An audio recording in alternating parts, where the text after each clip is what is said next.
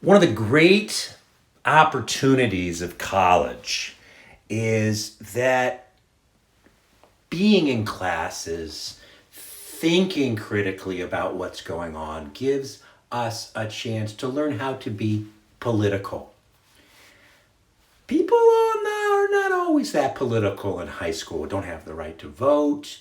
But part of coming of age and part of operating as a responsible adult in this so called democracy is learning how our voice can be personal, but our voices can also be political. And some of us might argue these days our voices must be political. We must advocate for the values that we believe in, for the people that we care about, and that not to speak up is dangerous. I mean, I think that's fair to say at this point.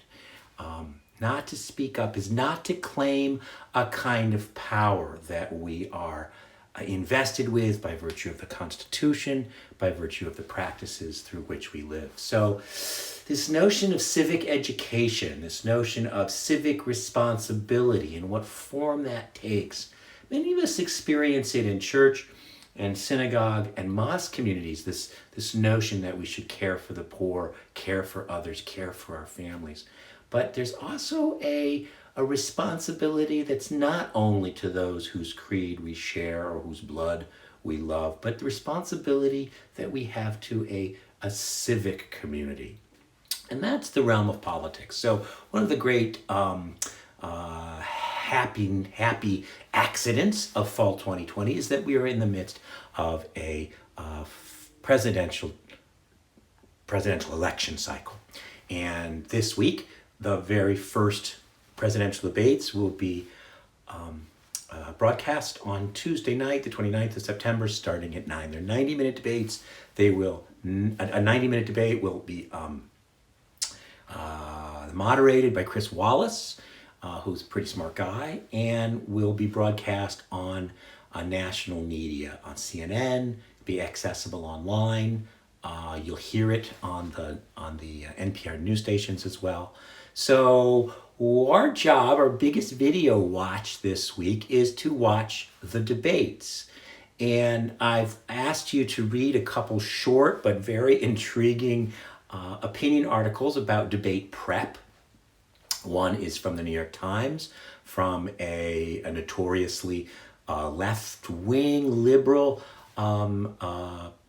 perspective. The other is from Politico, and talking about Trump's team and how Trump is preparing for the debates. So I want you to read both of those, and I think those will be useful information to prepare you to watch. So in this class, because we're in a public speaking class, we get to not watch as only as independent citizens, but also as critics of political speech, critics of a performance of technical speech. And so we have this wonderful real life at the moment tool to engage us and to challenge us. They're hard to watch.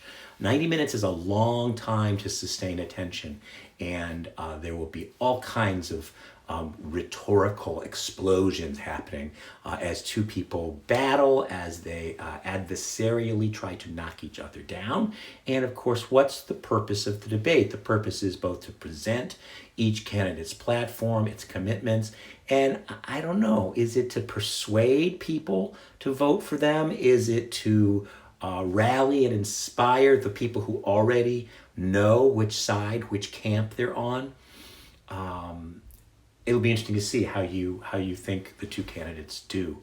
So so that's our big job.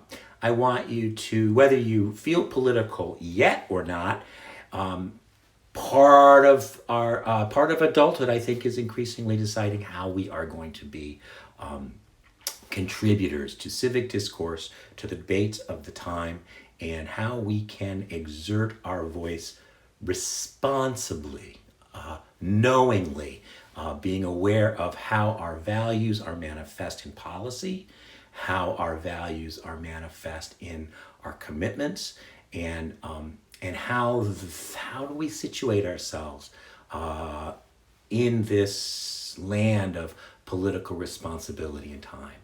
Do we identify with a political party, or do we register? Do we vote? Do we protest?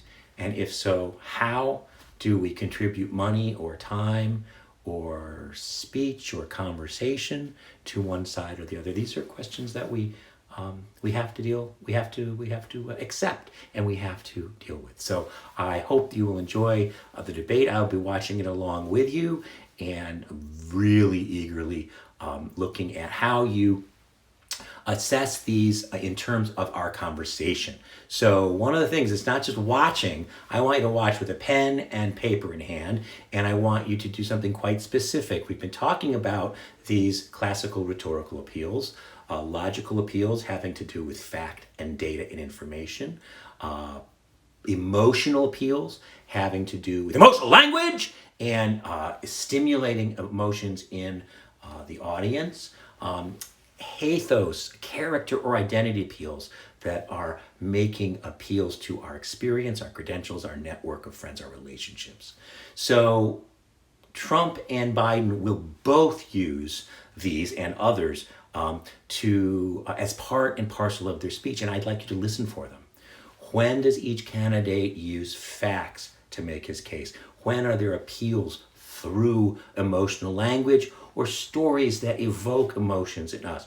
When do they refer to their own credentials, experience, resume, or networks, relationships? And I'd like you to actually mark those down on note paper as you're watching and listening. And I'd like you to go back to those notes as you fill out your discussion board posts, looking for each of those three appeals in each candidate. And also I'd like you to take another 20, 30, 40 minutes to write a paragraph or two about how you think the debates went. I've posted a bunch of more specific questions, but that will be one of your discussion boards, a pretty substantial piece of our work this week. Watch the debates and comment on the discussion board. Can't wait to see what you have. I'll see you next time.